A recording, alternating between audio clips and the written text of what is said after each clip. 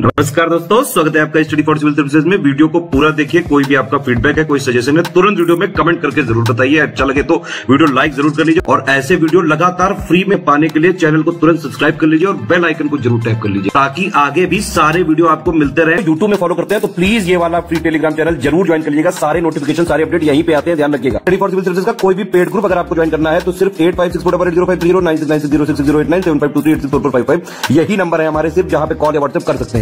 Instagram पे हमारा page जरूर फॉलो कर लीजिएगा, स्टडी फॉर सिविल .सर्विसेज है। ट्विटर पे हमको जरूर फॉलो कर लीजिएगा, @study for civils है। सारे क्वेश्चन अटेम्प्ट करिए और स्कोर अपना तुरंत कमेंट करके बताइए। दोस्तों नमस्कार, स्टडी फॉर सिविल सर्विसेज में आप सभी का स्वागत है। यूपी पीसीएस प्रीलिम्स एग्जामिनेशन 2024 के लिए पेड क्विज हम लोग लगातार देखते आ रहे हैं कई महीनों से। ठीक है, अगला वीडियो स्टार्ट करेंगे। प्रीलिम्स के लिए हमारे ग्रुप्स लेटेस्ट में स्टार्ट हुए हैं, साथ में उसके मेंस में भी अगर आप एडमिशन लेना चाहते हैं तो उसके भी ग्रुप्स हमारे चल रहे हैं। आप एडमिशन के लिए डिस्क्रिप्शन बॉक्स में जो कॉन्टैक्ट डिटेल्स हैं उस पर कॉन्टैक्ट करके एडमिशन ले सकते हैं। ठीक है, स्टार्ट करेंगे यहाँ पे। और इन क्वेश्चंस को प्लीज़ फॉलो किया करिए तथा इनके बारे में डिटेल में भी पढ़िए। काफ़ी एक्सपेक्टेड चीज़ें होती हैं और जो है आगे आने वाले दिनों में आपको एग्जाम्स में देखने को मिलेंगी। कहा गया है हाल ही में नोकिया ने, पहले एक बहुत पॉपुलर मोबाइल कंपनी थी नोकिया, ठीक है, अब तो खैर इतना पॉपुलर नहीं है लेकिन नाम आप इसका जानते होंगे। तो इन्होंने भारत की पहली 6G लैब का उद्घाटन अभी हाल ही में किस शहर में किया है? तो अभी जैसे 5G टेक्नोलॉजी काम करने लगी है कम्युनिकेशन के रूप में इंडिया में, तो अब इसकी अगली जनरेशन जो है 6th जनरेशन, तो उसके रेफरेंस में रिसर्च और डेवलपमेंट के लिए एक लैब इन्होंने इनॉग्रेट किया है बेंगलुरु में। ठीक, तो वही चीज़ यहाँ पे पूछी गई थी, तो ध्यान रखेंगे इसको किसने इनॉग्रेट किया था? नोकिया कंपनी ने। 19वीं जो एशियन गेम्स हुए भी 2023 के चाइना में होंगजाऊ में कंक्लूड हुए हैं, तो उसमें अलग अलग स्पर्धाओं में अलग अलग लोगों ने मेडल्स जीते हैं। तो उसी में क्वेश्चन है कि भारतीय पुरुष हॉकी टीम ने कौन सा पदक जीता है? तो जापान को हराया था इन्होंने और इंडिया जीती गोल्ड मेडल। ठीक, जापान सिल्वर और ये साउथ कोरिया जो है वो ब्रॉन्ज जीती है। हाल ही में अपनी तरह का पहला एनपीएस वरीयता सूचकांक किसके द्वारा लॉन्च किया गया है? तो जो पेंशन से संबंधित एक एनपीएस स्कीम होती है, ठीक है, तो डिफरेंट एज ग्रुप के लिए जो है एक प्रेफरेंस इंडेक्स एनपीएस का लॉन्च किया है सिस्टम, इसने एचडीएफसी पेंशन ने। ठीक है, थोड़ा इसके अन्य प्रावधानों को चाहे तो थोड़ा पढ़ लीजिएगा क्या क्या है। 2 से 6 अक्टूबर 2023 के मध्य 27वीं विश्व सड़क कांग्रेस 2023 का आयोजन किस देश में किया गया? तो ये बेसिकली रोड सेफ्टी के लिए है ना, मुख्य रूप से ऑर्गेनाइज होता है रोड कांग्रेस, एक प्रकार का समिट होता है। तो इसमें नितिन गडकरी ने जो है मिनिस्ट्रियल सेशन को एड्रेस किया था भारत की तरफ से और आयोजन हुआ है चेक रिपब्लिक। ठीक है, हमने 2023 के ऑलमोस्ट सारे नोबेल प्राइजेस के बारे में बात कर ली है, तो उसी में अगला है इकोनॉमिक्स का। ठीक, ये मिला है क्लॉडिया गोल्डिन को। तो ये किस देश से इनका संबंध है कुल मिलाकर के ये पूछा गया है। तो यूनिवर्सिटी ऑफ इसमें शिकागो में ये जो है प्रोफेसर हैं और यूएस से संबंधित है, ऑप्शन बी को चुनेंगे। नेक्स्ट है 9 से 13 अक्टूबर तक आयोजित जलवायु परिवर्तन और परमाणु ऊर्जा पर 2023 अंतर्राष्ट्रीय सम्मेलन की अध्यक्षता किस देश ने की है? तो इसमें अध्यक्ष था यूएई, ऑप्शन डी वाला चुनेंगे। इसकी लोकेशन भी हो सके तो ध्यान रखेंगे वियना में हुआ है। ठीक है, ऑस्ट्रिया। ये काफ़ी इंपॉर्टेंट क्वेश्चन है, प्लीज़ इसको ध्यान रखिएगा। अभी हाल ही में किस राज्य सरकार ने गंगा नदी में पाई जाने वाली डॉल्फिन को राज्य का जलीय जीव घोषित किया है, एक्वाटिक एनिमल ऑफ स्टेट? तो ये जो है उत्तर प्रदेश में डिक्लेयर किया गया है, इसको ध्यान रखना है। ब्रिटिश भारत की राजधानी को किस वर्ष कलकत्ता से दिल्ली स्थानांतरित किया गया? ठीक है, तो ये 1911 में शिफ्ट हुआ था, ये हमने पहले भी बात की हुई है। निम्नलिखित में से कौन सी एक झील तंजानिया और युगांडा के बीच अंतर्राष्ट्रीय सीमा बनाती है? तो लेक विक्टोरिया जो है ऑप्शन सी को चुनेंगे। ठीक है, ये लोकेटेड है यहाँ पे, तो इनकी बाउंड्री लगती है इससे। काठमांडू जो है किस नदी के तट पर स्थित है? तो जैसे इंडिया की कैपिटल न्यू दिल्ली, तो ये यमुना नदी के किनारे कह लीजिए स्थित है, तो ऐसे ही काठमांडू जो है ये बागमती रिवर है यहाँ पे, ऑप्शन सी। तस्मान सागर और दक्षिण सागर को कौन सी जल संधि जोड़ती है? तो लोकेट कर लीजिएगा मैप पे, बॉस स्ट्रेट की यहाँ पे बात हो रही है। और लोकेशन की बात करें तो ऑस्ट्रेलियन मेनलैंड और जो तस्मानिया है, ठीक है, इसके अराउंड। नेक्स्ट है मैक्सिको की खाड़ी और कैरिबियन सागर को कौन सी जल संधि जोड़ती है? तो सेंट्रल अमेरिकन रीजन में देखेंगे ये युकाटन स्ट्रेट की बात हो रही है यहाँ पे। इनको प्लीज मैप पे लोकेट कीजिएगा, अदरवाइज ऐसे समझ में नहीं आएगा और आप भूल भी जाएंगे। भारतीय उपमहाद्वीप में कृषि का प्राचीनतम साक्ष्य किस स्थान से मिला है? तो नियोलिथिक साइट की बात हो रही है मेहरगढ़ की, ऑप्शन ए को चुनेंगे। प्रेजेंट डे लोकेशन इसकी जो है पाकिस्तान में है, देखेंगे तो वेस्ट ऑफ इंडस रिवर है, बोलन पास के अराउंड, ठीक। तो यहाँ से कृषि का प्राचीनतम साक्ष्य जो इंडियन सब कॉन्टिनेंट को अगर हम देखें तो उस हिसाब से है। इसमें से कौन सा ऊतक पौधों को कठोर और दृढ़ बनाता है? ठीक है, तो पौधे जो खड़े हमें दिखते हैं आकृति में, उनकी कठोरता जो होती है, तो टिश्यू इसके लिए जो रिस्पॉन्सिबल है उनको हार्डनेस प्रदान करता है स्क्लेरेनकाइमा, ऑप्शन फर्स्ट। भारत में मतदान और निर्वाचित होने का अधिकार किस प्रकार का माना जाता है? ठीक है, तो एज पर आर्टिकल 326 ऑफ कॉन्स्टिट्यूशन, जिसमें यूनिवर्सल एडल्ट सफरेज की बात की गई है, तो उसके अनुसार से हम इसको जो है कॉन्स्टिट्यूशन राइट कह सकते हैं, ऑप्शन सी। दो कथन है, फिर से देखना है इसमें से कौन सा सही है। तो पहला कारखाना अधिनियम 1881 में लॉर्ड रिपन के दौरान अपनाया गया था। तो ब्रिटिश टाइम पीरियड में आप देखेंगे पहला फैक्ट्री एक्ट जो बना तो 1881 में बना था, ये बात ठीक है। दूसरा है NM लोखंडे ब्रिटिश भारत में श्रमिक आंदोलन के आयोजन में अग्रणी थे, तो काफ़ी फेमस एक यूनियन लीडर थे, ट्रेड यूनियन लीडर कह लीजिए, और इन्होंने एक संस्था का फाउंडेशन किया था 1918 में, बॉम्बे टेक्सटाइल लेबर एसोसिएशन। तो ये भी ठीक है, इसमें जो है दोनों बातें सही हो जाएंगी। भारत के संविधान के निर्माताओं का मत निम्नलिखित में से किस में प्रतिबिंबित होता है? तो कॉन्स्टिट्यूशनल जो हमारे फ्रेमर्स रहे उनके सब के आइडियाज़ हैं, और जितने भी प्रावधान हैं कॉन्स्टिट्यूशन के, तो उसका एक कह सकते हैं हम एक नटशेल है प्रियम्बल, है ना। सारी की सारी बातें यहाँ से जो है कह लीजिए रिफ्लेक्ट होती हैं, तो ऑप्शन फर्स्ट को चुनेंगे। प्रियम्बल देखिए प्लीज़ याद कर लीजिए आप लोग, इससे कई सारे क्वेश्चन भी आते हैं और इसके जितने भी टर्म्स इसमें मेंशन है ना, वो ज़रूरी है अपने आप में। कई बार उस टर्म्स के बारे में क्रोनोलॉजी वगैरह पूछ लेते हैं, तो प्लीज़ इसको ध्यान रखें। निम्नलिखित में से कौन सा काकतीय साम्राज्य में एक महत्वपूर्ण बंदरगाह था? तो आंध्रा के रीजन में देखेंगे एंशिएंट टाइम पीरियड में काकतीय किंगडम के बारे में, तो यहाँ मोटूपल्ली एक जो है एक फेमस इनका पोर्ट था, और मार्को पोलो ने जो है ट्रैवल किया था यहाँ पे, और उसने अपने जो ट्रैवलॉग वगैरह हैं उसमें इसके बारे में मेंशन किया हुआ है। तो इन दोनों बातों को ध्यान रखेंगे, विकल्प बी। इसमें देखें कौन सा ताम्रपाषाण युग का स्थल जो है राजस्थान में स्थित है, वर्तमान का जो क्षेत्र है। तो चालकोलिथिक साइट्स जो राजस्थान में काफ़ी पॉपुलर पूछी जाती हैं, तो उसमें आहार, ठीक है, यहाँ पे जैसे इसमें गणेश्वर जो डी में है ये भी यहीं पे है, इसके अलावा बालाथल है ना, गिलुंड, ये जो चार हैं इनके नाम ध्यान रखिएगा।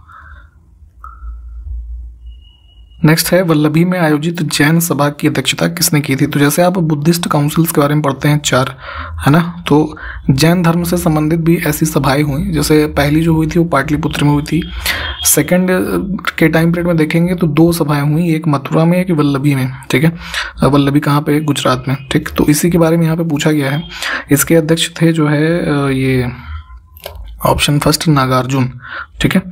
और जैसे एक इसके बाद थर्ड भी हुई थी वल्लभी में, उसके बारे में भी ध्यान रखिएगा, ठीक है। उसमें एक क्षमा शर्मन करके थे, उन्होंने उसको प्रिसाइड किया था।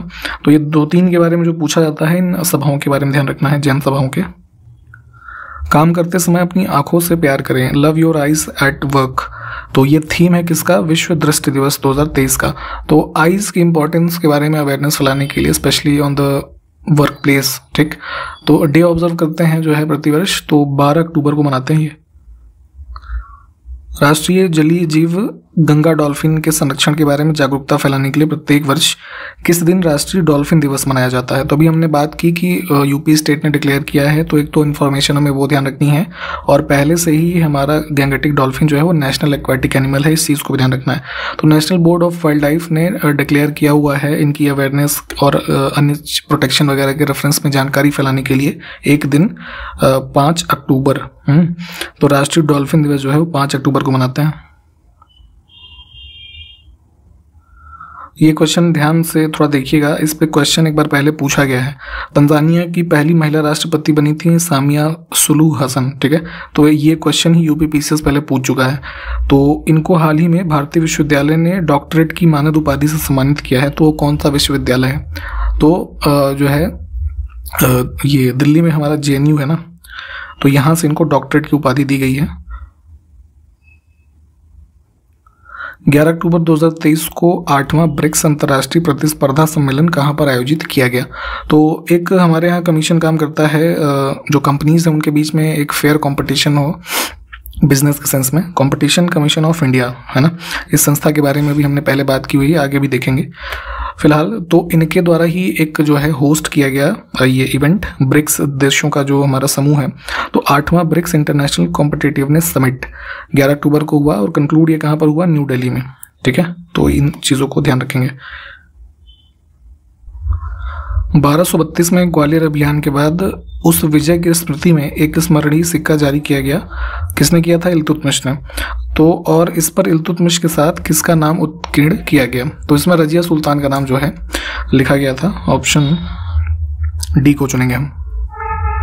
निम्नलिखित में से कौन सा सुल्तान अपने फरमान में अमीरों को मसनद ए अली के नाम से संबोधित करता था? अली या फिर आली भी कह सकते हैं। तो ये था जो है बहलोल लोदी, ठीक है। अपने कोर्ट नोबल्स जो होते थे इसके, उनके साथ बहुत ही कह लीजिए हम्बल होता था। कई सारे उल्लेखों में ये उल्लेख मिलता है कि उनके साथ ही सेम कारपेट पे बैठ के जो है खाना भी खाता था, उनके साथ बैठता था। तो यहाँ पे ये टर्म ध्यान रखेंगे। निम्नलिखित ईरानी चित्रकारों में से पिता पुत्र की कौन सी जोड़ी जो है हुमायूं के दरबार में थी? तो हुमायूं के कोर्ट से संबंधित थे ये मीर मुसव्विर और सैयद अली। ऑप्शन फर्स्ट को चुनेंगे। मुगल काल में देखेंगे तो पेंटिंग्स वगैरह इस टाइम पीरियड से जो है स्टार्ट होती हैं काफ़ी वाइडली। 1859 और 60 के टाइम पीरियड में दिगंबर विश्वास और विष्णु विश्वास ने किस आंदोलन का नेतृत्व किया था? तो ये लोग इंडिगो रिवोल्ट जो है ना, नील विद्रोह, इसको लीड कर रहे थे। Option C. 1926 में गठित अखिल भारतीय दलित वर्ग संघ all India depressed classes association, इसके प्रथम निर्वाचित अध्यक्ष कौन थे? तो ये चीज़ ध्यान रखेंगे कि नागपुर में इसकी स्थापना हुई थी all India depressed classes association की। और इसके पहले जो निर्वाचित इसके प्रेसिडेंट इलेक्ट हुए राव बहादुर राजा। ऑप्शन बी को चुनेंगे। और एक इससे ही मिलता जुलता एक ऑर्गेनाइजेशन फाउंड किया गया था 1930 में भीमराव अम्बेडकर जी के द्वारा, all India depressed classes association, ठीक है। तो ये दोनों नाम से कंफ्यूज नहीं होना है, ठीक है। यहाँ पे बेसिकली इसमें एसोसिएशन नहीं, इसमें कांग्रेस जो है टर्म शामिल था इस समूह में। तो इन दोनों के बारे में ध्यान रखना है। फिलहाल इसमें जो है ऑप्शन बी। टाइग्रे किन देशों के बीच विवादित क्षेत्र है? तो अफ्रीका में देखेंगे नॉर्दर्न रीजन जो है इथोपिया का, ठीक है, यहाँ का एक क्षेत्र है। और टेरिटोरियल एक डिस्प्यूट इरिट्रिया और इथोपिया के बीच है ये। Option first. देखिए अभी हमने बात की थी CCI के ऊपर, तो उसी क्रम में अगला क्वेश्चन है कि भारतीय प्रतिस्पर्धा आयोग के संबंध में जो कथन है उसको देखते हैं क्या है। तो पहला है कि यह भारत सरकार का एक वैधानिक निकाय है, तो ये बात ठीक है। एक एक्ट बना था संसद के द्वारा, कॉम्पिटिशन एक्ट 2002 में, उसके माध्यम से इसकी स्थापना की गई है। बेसिकली जितनी भी बिजनेस करने वाली कंपनियां भारत में हैं, तो फेयर प्ले एक हो सब कंपनियों के बीच, किसी की मोनोपोली ना हो या कोई वेस्टेड इंटरेस्ट ना हो। तो इन सब चीज़ों को चेक करने और इसके मैनेजमेंट के लिए इस बॉडी की स्थापना की गई। तो पहला कथन ठीक है कि ये कॉन्स्टिट्यूशनल नहीं है, स्टैट्यूटरी बॉडी है, यानी कि वैधानिक, इस एक्ट के द्वारा समर्थित है ना। फिर है आयोग के सदस्यों की नियुक्ति केंद्र सरकार के द्वारा की जाती है। तो इसमें देखेंगे आप कि कंपटीशन कमीशन में जो है चेयरपर्सन और 6 अदर मेंबर होते हैं, जो कि सेंट्रल गवर्नमेंट के द्वारा अपॉइंट होते हैं, ना कि प्रेसिडेंट के द्वारा, ठीक। तो ये चीज़ें ध्यान रखेंगे, दोनों बातें ठीक हैं।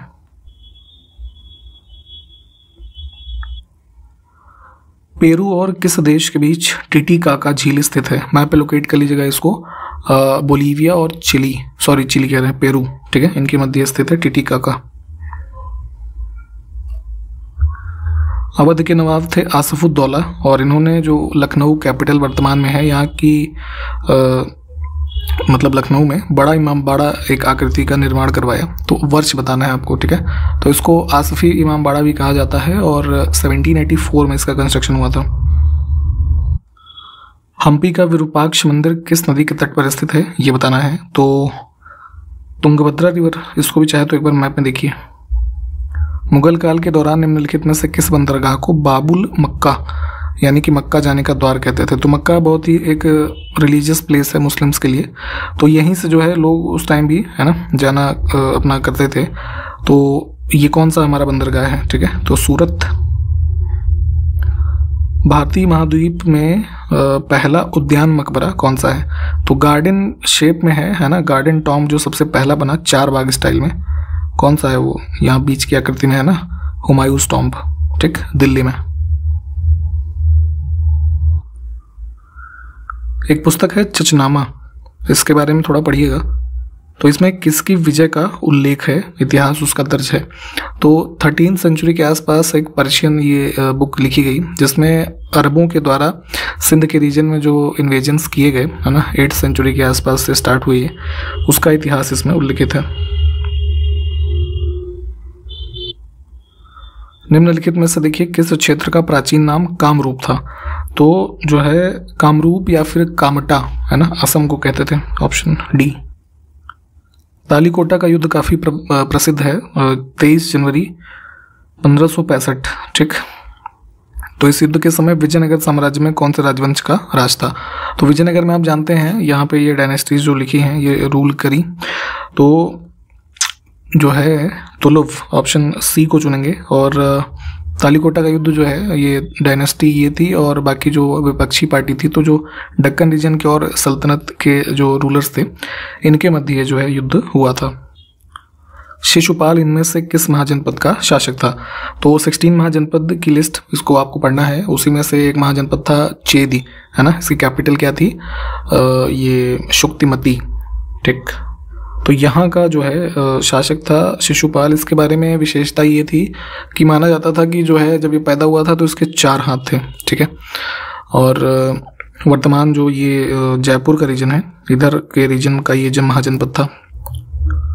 1962 में गठित भारतीय अंतरिक्ष अनुसंधान समिति के चेयरमैन कौन थे? तो जो है स्पेस रिसर्च के लिए Indian national committee for space research, इसका फॉर्मेशन हुआ था। शॉर्ट फॉर्म में जो है इसको,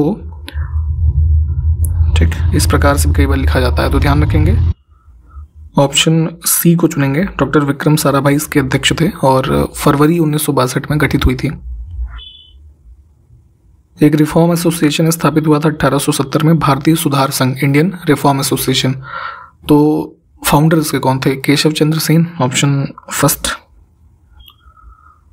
कौन सा महाजनपद 8 राज्यों का एक संघ था? ठीक है, तो 16 महाजनपद थे कुल, उसमें से जो ये था वज्जी है ना, वर्तमान का ये बिहार के रीजन में 8 स्टेट्स का एक रिपब्लिक माना जाता था, ठीक है, वन ऑफ द ओल्डेस्ट। तो ऑप्शन सी को चुनेंगे। अक्टूबर 2023 में केंद्रीय कैबिनेट ने एक स्वायत्त निकाय मेरा युवा भारत की स्थापना को मंजूरी दी है। इसके अनुरूप किस आयु वर्ग के युवा लाभान्वित होंगे? इसमें हालांकि ऐसा कुछ खास है नहीं, मेरा युवा भारत या फिर माई भारत जो है इस प्रकार से लिखा मिलेगा। एक ऑटोनॉमस बॉडी के तरीके इसको एस्टैब्लिश करने की अनाउंसमेंट की गई है, जिसमें टारगेटेड ग्रुप है 15 से 29 साल के लोग, ठीक। तो क्या इसके फीचर्स वगैरह देख लीजिएगा, ठीक है। हाल ही में खबरों में रही कमार जनजाति किस राज्य से संबंधित है? तो कमार ट्राइब अभी चर्चा में रही थी कि इनको जो है हैबिटाट राइट दिया गया था, ठीक है। तो पहला ऐसा कोई राज्य है जो इनको ऐसा करने वाला बना है, छत्तीसगढ़ से संबंधित है, ऑप्शन सी। हाल ही में किस राज्य सरकार ने स्वतंत्र अनुसूचित जनजाति आयोग की स्थापना को मंजूरी दी है? तो जैसे केंद्र सरकार ने एक इंडिपेंडेंट शेड्यूल ट्राइब कमीशन बनाया हुआ है, वह सेम उसी आधार पे महाराष्ट्र की सरकार ने रिसेंटली अनाउंसमेंट की है कि राज्य के जो शेड्यूल ट्राइब के लोग हैं उनसे संबंधित विषयों के लिए एक ऐसा कमीशन जो है सेटअप किया जाएगा, ऑप्शन सी। उत्तर प्रदेश सरकार 14 अक्टूबर 2023 से मिशन शक्ति के किस चरण की शुरुआत करेगी? तो मिशन शक्ति को लॉन्च किया गया था स्टेट ऑफ उत्तर प्रदेश में वुमेन एम्पावरमेंट से संबंधित, है ना।